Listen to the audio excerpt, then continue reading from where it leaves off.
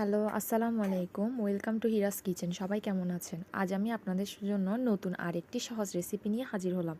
এটি হচ্ছে শাক বড়া। সচরাচর সবাই কিন্তু শাক বড়া পছন্দ করেন বা বানিয়ে থাকেন। চলুন আপনাদের সাথে রেসিপিটা শেয়ার করা যাক।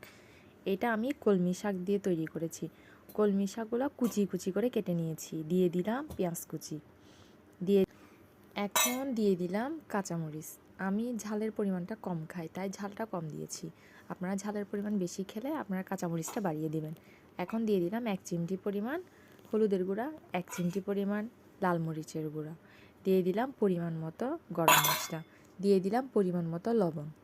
এখন মশলা আর পেঁয়াজ কুচি কাঁচামরিচকে ভালো মতো মেখে নিব, যাতে করে শাকের সাথে জিনিসটা ভালো মতো মাখা হয়ে যায়। এখন আমি দিয়ে দিলাম পরিমাণ মতো চালের গুঁড়ি, দিয়ে দিলাম বেসনের গুঁড়ি এবং দিয়ে দিলাম খাবার সোডা। পরিমাণ একটু কম দেওয়াই ভালো। যদি এগুলো একটু বেশি দেওয়া হয় তাহলে কিন্তু এটা মচমচে হবে না। অনেক সময় বাসায় শাক আনলে শাক খেতে ইচ্ছা করে না, ওই ক্ষেত্রে আপনারা এই মচমচে শাকের বড়াটা বানিয়ে ফেলতে পারেন বাসায়।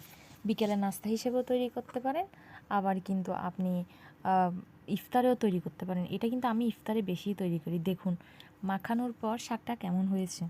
দেখুন আমি এখন শাকগুলোকে ভালো মতো মেখে নিয়ে এখন আমি এগুলাকে বল তৈরি করে নিলাম। দেখুন শাকের বলগুলা দেখতে কেমন হয়েছে। এই যে আমার তৈরি হয়ে গেল বলগুলা। এখন আমি এগুলা গরম তেলে ছেড়ে দিলাম। হালকা আঁচে সময় নিয়ে ভাজবেন। যখন একটু লালচে কালার চলে আসবে তখন এটিকে উঠিয়ে নেবেন। আপনারা নিজেরা বাসায় এটি তৈরি করবেন, দেখবেন আসলেই কতটা মজা।